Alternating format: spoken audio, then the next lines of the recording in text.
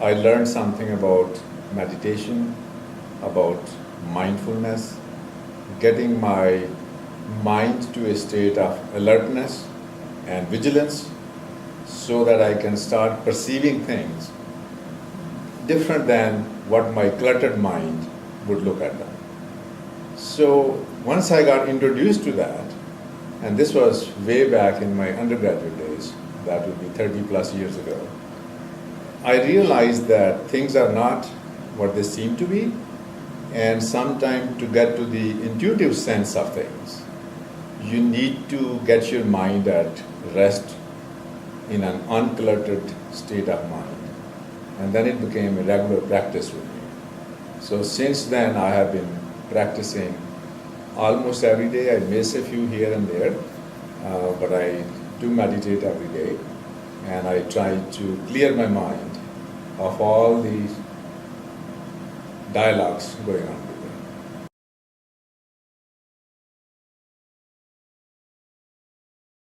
You know, the different aspects of meditation are there all the time. You know, I have practiced the Buddhist practice. I have practiced the Hindu way of meditation. I'm very attracted to Zen way of thinking.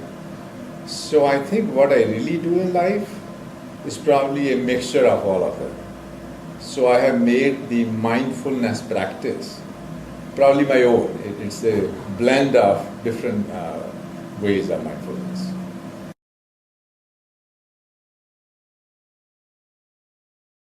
Absolutely. I think in my position as director of the Institute for Critical Technology and Applied Science, and even before that, just to give you a brief history, after graduating from Cornell, I spent 15 years at Bell Laboratories. And that was an environment which was intellectually extremely exciting. And we were always looking for new things to do, looking for innovative things. And it turns out if you really want to innovate, meditation, mindfulness, clarity of mind helps you, as I said before, see things in a different light. And innovation is doing something different than what you are normally used to thinking, right? I didn't want to believe in incremental advances in technology, for example. So I'm looking for some disruptive advances, right? Black swan kind of ideas. If you are not familiar with, for example, Black Swan, there's a recent book by Nassim Taleb. And he talks about the black swan is an outlier. It's an event which is unexpected. But when it happens, it has unprecedented impact. For example, in terms of technology, the discovery of or the invention of laser, computer, internet, those are black swans. So if you want to get into that kind of innovation, which is transformative, then you need that state of mind in which you can really think of some outliers, some black swans. So that has helped me right from my days of Bell Laboratories to University of Colorado Boulder, and then since 2006 at Virginia Tech, when we had to put together this institute to do interdisciplinary, transformative research at the intersection of different disciplines. So in a direct answer to your question, yes, it has helped me in my career over 3 decades plus.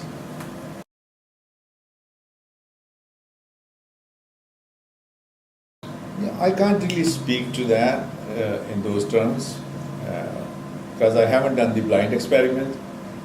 In which for 10 years I didn't do it, and for the other 10 years I did it, and I could see the difference. So I won't be able to comment on that with certainty, because I know what I have done, and it has been helpful. So the opposite on that may not be true.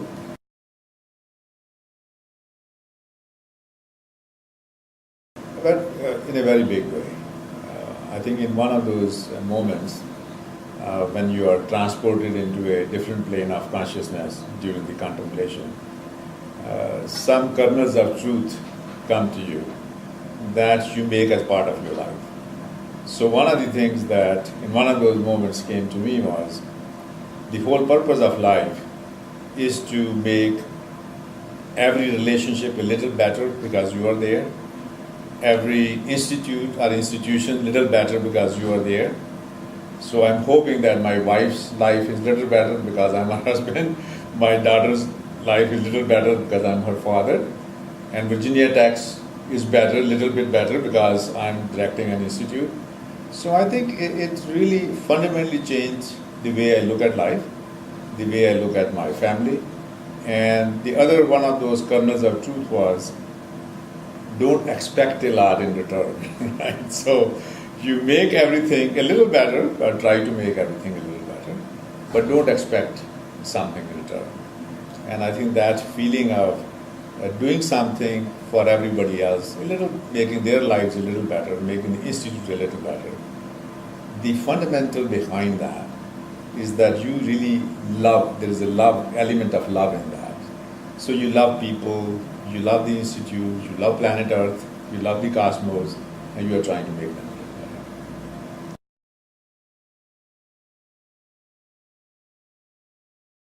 better. It varies. My brother did. I think he used to practice maybe 3 hours a day. Compared to me, I do it only like half an hour, 40 minutes a day. I don't think my family has gotten into it. They know it.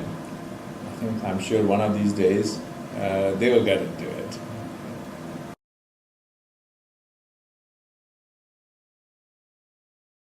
Yeah, so one of the things that I have done, I'm trying to focus on rural development, on the rural communities, on the developing communities, and trying to make those communities as much as possible self-reliant through sustainable technologies. So for example, in India, I have adopted one village, and the purpose is to make that whole village, it's a village of 1,200 people, and the purpose is to make that village as self-reliant as possible through sustainable technologies like solar energy, through sustainable water technologies like rainwater harvesting, through nanotechnology. So we are trying to do that. In parallel, in our own region, in our backyard, I'm trying to adopt a place, a community. And then pedagogically speaking, I can even think about how do those sustainable technology practices, how are they adopted in a developing community in a developed country versus a developing community in a developing country. So that would be an interesting thing to do. And I also, for example, we have different chapters, different charities. One of the things that we have learned, although I have spoken already about that village, but in general, we don't talk about our work that we do in that spirit, because again, we don't do it for others. Essentially, we do it for ourselves. If it didn't give me inner satisfaction to do any of those things, whether it's the charity work or the development work, my own sense is I won't do it. So I'm not doing it to uplift some people. I don't believe in that. I do it because somewhere, in some sense, it gives me satisfaction. So I'm being selfish when I do that. I'm not doing it for others. And that again is one of those things that comes to you in one of those moments of uncluttered mind.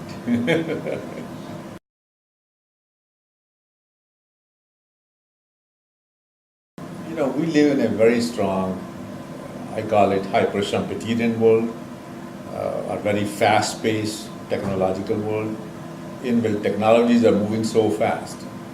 I'll speak about engineering, for example. It turns out that the stuff we teach our undergraduates in their freshman year, by the time they get to the junior year, half of what we taught them is already obsolete. So technology is moving very fast. Right? And if you think of some of the transformative technologies, nanotechnology, cellular molecular biology, information technology, cognitive science, the brain, right? These are very powerful technologies. Right? Take nanotechnology just by itself. It's supposed to be the next industrial revolution. It is going to be pervasive in every walk of our lives, right? So these technologies are moving so fast. And what's happening is we are really not finding enough time in our own lives to be connected to ourselves, right? We are connected wonderfully to the external world, to our friends, to the internet, to the Facebook, to the LinkedIn, you name it, right? We are connected with all of them. But we don't seem to have time to connect to ourselves. We start feeling anxious if we haven't looked at our iPhone for a few minutes because we might have missed something, right? And half the time, most of those emails needed to be deleted, right? But we get anxious, we need to respond to them. So I think that's, in this kind of age, highly technological age, we need time to sit back and reflect and be connected with ourselves and see what actually matters. You know, what is the most important thing to do in life? Right? Is it just responding to the email every second, or is it loving your brother or sister a little more? Right? So I think in this society it is all the same more important. And I'll admit to you, when I was going to Cornell, I had a sort of a utopian dream. I thought we are going to make everybody's life so wonderful. They will have to work only 4 hours a day. Then they can go home, listen to Mozart, have a glass of wine, sit there, relax, and do some finer things in life, and maybe even have some contemplation, right? But what have we done? We are now connected 24 hours a day probably, and we don't seem to have that time. So I think it is absolutely more important. It's probably more important now than ever that we do have this time devoted for getting in touch with ourselves.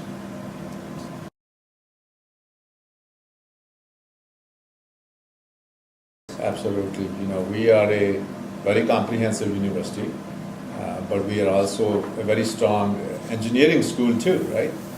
And I think we are part of the world at large. We are not isolated from them. And we are as technologically, I guess, integrated in this society. And we are as connected to the internet, to the iPhones and the iPads and the computers as everybody else is. So for the future of this society, right, I'm going to be presenting, for example, at the forum, Mechanical Engineering Curriculum 2029. Right? And the reason I'm picking up 2029 and entering student into our engineering in 2025, will be graduating in 2029. So 2025 is 12 years from today, right? That means a kid entering the elementary school, I want to get there, right? So I want to prepare our kids entering into our elementary school now to become the entering graduate students in 2025, so that by the time they graduate from Virginia Tech in 2029, they are the future engineers. They are the holistic engineers. They are the holistic scientists, the social scientists, the life scientists, humanists. I want those graduates from Virginia Tech to be able to really make a change, to be the future leaders of this society. If you think by 2030, we'll have approximately 9 billion people, right? If you just try to meet their needs of of water, of energy, meeting the needs of our environment, we will need innovative solutions. We will need new kind of graduates who will be able to integrate holistically the humanities, social sciences, life sciences, engineering together. So I think it's absolutely important for Virginia Tech as a land-grant comprehensive university to be able to graduate our young people who can be the leaders of tomorrow, who can also face the problems which are going to be with us in times to come. So extremely important for Virginia Tech, especially as a land-grant university. I think it's our mission, it's our responsibility as academics to graduate engineers who can go outside and be the leaders of tomorrow.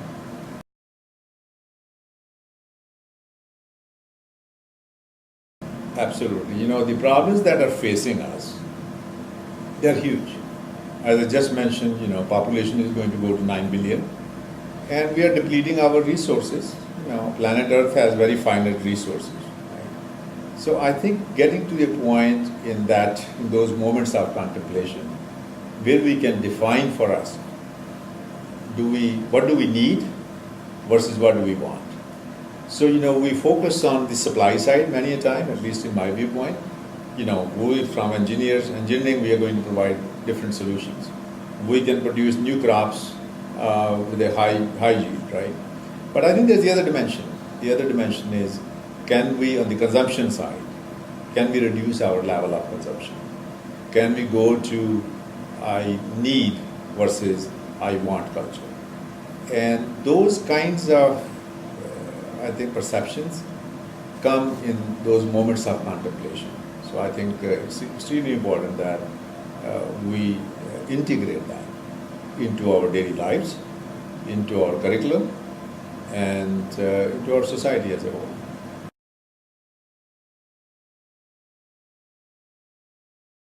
Absolutely. Basically what we are thinking is from the upcoming forum. This is just a seed we are going to plant, right? And if we can have this seed grow into a small tree, will bear more fruit, and we can expand ourselves. Virginia Tech, again, is a small piece of, or a small swath of land in the big country. But somewhere you have to start the experiment. I'm not saying we are the only ones. I think this idea is probably catching up. One of the things I have learned in my life, after having spent 15 years in Bell Laboratories and otherwise later on, when there is a good idea, we don't have just, only one company or one institution doesn't have the monopoly. It is in the air, antennas are going to go up, and people get this idea. So I think mindfulness is going to catch on, and it will become an integral part of the curriculum. We are absolutely delighted that we are going to do that at Virginia Tech through this conference, and hopefully this will spread from here, or will be partnering with other institutions and make it as integral part of our lives as internet is.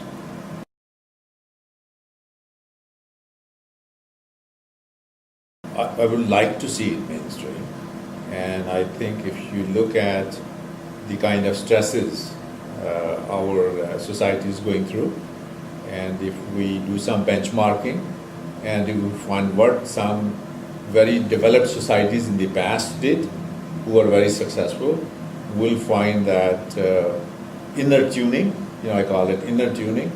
We take our cars and we get them tuned. We need our minds to be tuned. And I think if you go back to what I said 30 seconds earlier, if you benchmark and find some societies which are very successful in the past, you will find that this was a part of their general being. This was in the DNA of those societies to have contemplation, meditation, vigilance of mind, a part of their story.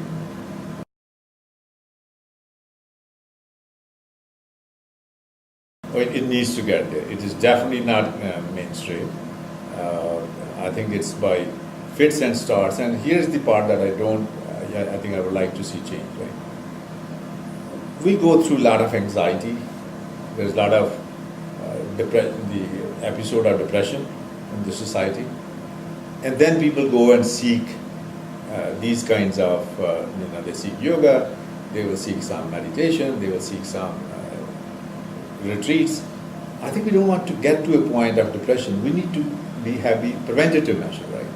We need to do this we need to make this as a part of our lives so that we don't get there, right? We don't need to go to a state of depression and then say, oh, I need to go to meditation, I need to have contemplation, right? We need to make this early on. Remember I said, looking at engineer of 2029, and I'm going to start from elementary school. We need to get this right there from grade 1, so that by the time they come to us in engineering college, I already have students who are always thinking beyond what is being taught to them in the class. They can also integrate that in those moments of alertness and come up with something new solutions.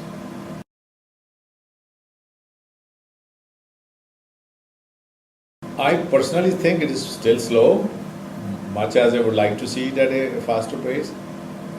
But I think, like everything else, once it takes off, most of these things, in my opinion, and I think this is an engineering bias, they follow this exponential curve, right?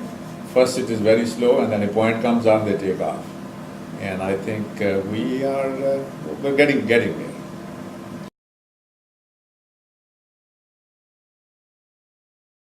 I don't think it's a fad at all. As I mentioned earlier, if you look at the societies which were economically, technologically developed according to their own times, they ultimately had to bring in this concept of contemplation.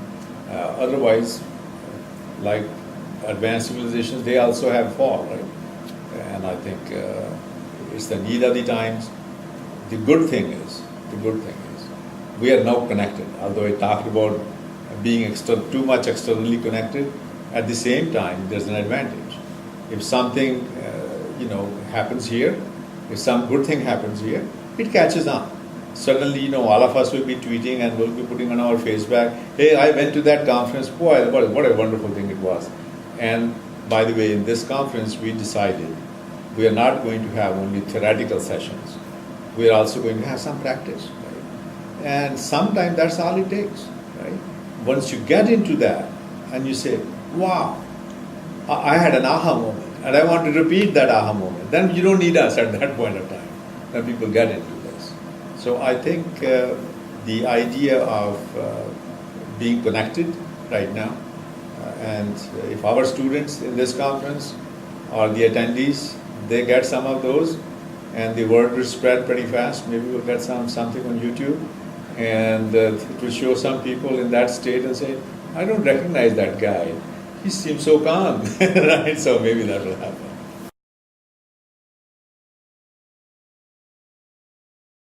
There is one thing with meditation, contemplation, mindfulness. It does take some time. You have to do it not just for one day or a couple of days. You have to practice it. You have to start slow. Maybe you'll start with, I normally tell my students, start with 5 minutes maybe, and then go to 10 minutes, get to at least half an hour. But once you get to that point of half an hour every day, on the other hand, even if you get to 10 minutes, but do it every day, rather than half an hour every other third day, I think that's where it needs to be. So I think once people get into it and they feel that benefit from it, and as I call the aha moment, all you have to do is experience it once. And I'll share with you my personal experience on this one. I think it was a wintry day, and I had just my shower, and I was sitting outside in the lawn, had a cup of coffee, and I was into a mood of reflection. And suddenly a thought came to me, even if I die now, it will be all right? So once that moment came, I think that was my aha moment. I said, wow, this is it, and I want to capture that again, right? And what happened at that time was a car came along and there was a sound, and I said, oh, I got out of this. But that moment stayed with me for the rest of my life, right? So sometimes in this kind of a thing, by mindfulness, you need one of those moments, and it happens, and it could happen even in the conference for many of us.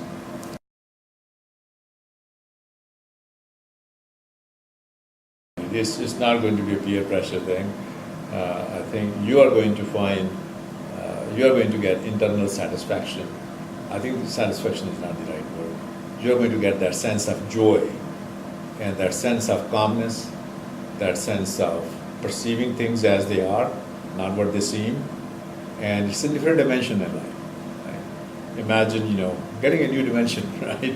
We all work in 3 dimensions and 4th dimension if it is time, but suddenly finding a new dimension in which things are not what they seem. Right? And I think that's the powerful moment.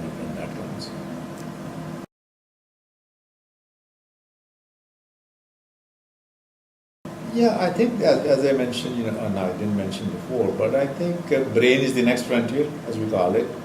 I think a lot of studies are being done, even in our own Virginia Tech, at the Virginia Tech Institute, Carillion Research Institute. A lot of work is being done with the functional MRIs, where they have put electrodes in the brain and they look at the state of the brain during moments of contemplation versus when the mind is agitated. And they find there are some new neuronal circuits which are being formed in the body. You are from computer science, so you understand the power of a few more circuits being formed with the neuron cells, right? So, we are learning something, some new realities come along, right? So these new circuits, they are basically sending us into a different reality that we wouldn't have seen otherwise.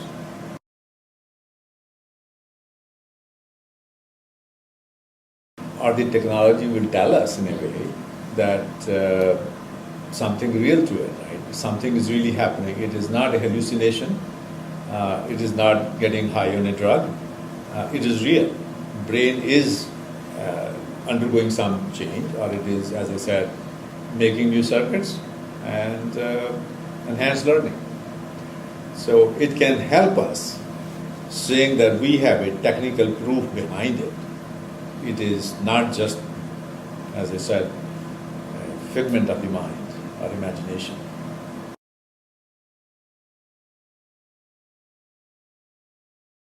I really think, in my way of thinking, I think I normally start all my classes that I teach. One assignment I give to all of them.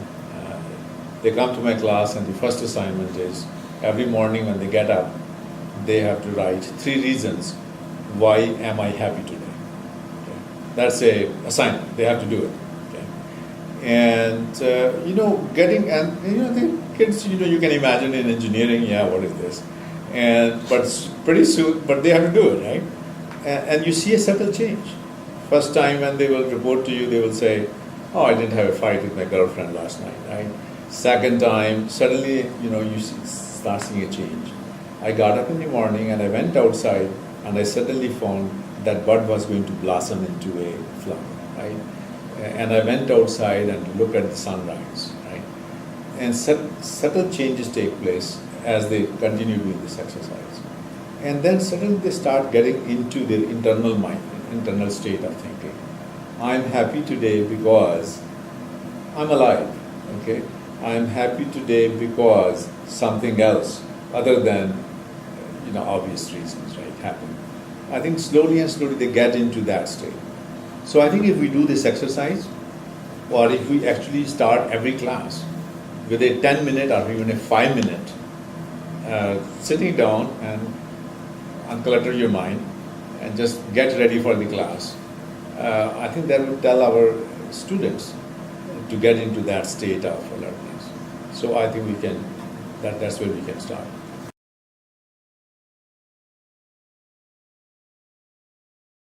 I totally agree with the premise that we live in a very highly fast-paced society, and I think that calls for a different way of living. That calls for mindful living. That calls for alertness, right? That calls for vigilance on the part of our mind. That calls for prioritization of events. That calls for what is important to us. And can we it's important, like in the big data analysis, right?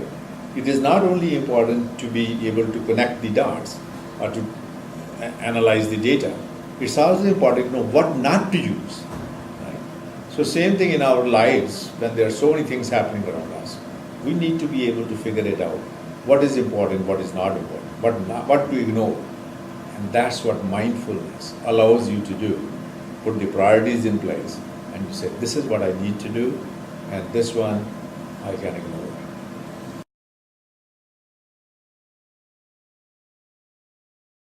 My experience with it is with yoga, and so I can speak to that. Before I actually get into my meditation or contemplation, I normally try to relax my whole body. I actually go through each and every part of my body, starting from the toes and I say, let it relax. So once the whole body is relaxed, then I do focus on breathing, and basically I try to get myself totally into a relaxed position. I do stretch exercises before I do that, and I think the idea again is to get your body to be a little nimble, so that if I sit into meditation, I can sit with my backbone straight and not have any hurt going on. So I think to me physical yoga or the ability to sit in a lotus position or any other position that you feel comfortable with is important in terms of stilling your body, because when the body is moving around, mind also finds a way of moving around. So I think the importance of yoga is to still the body so that the mind can be still.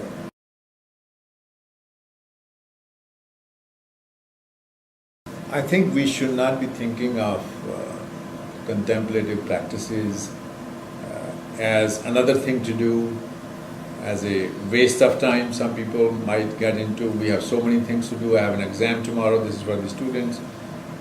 What it allows you to do is to be much more efficient in what you do. And you will find that even taking away half an hour a day actually saves you more time to do other things, to do what you do in a much more efficient manner, in a state of joy, in a state of happiness. So in conclusion, I would say, you people ask people, what are you seeking? Right? Everybody wants to be happy. Right? But what do? We spend, according to one sage, half of our lives having regrets of the past, and the other half having anxiety for the future. Right? So we miss the moment. I think what mindfulness allows you to do is to live in every moment, to have that joy of living. So we don't need any regrets of the past. Past is done. We don't need to have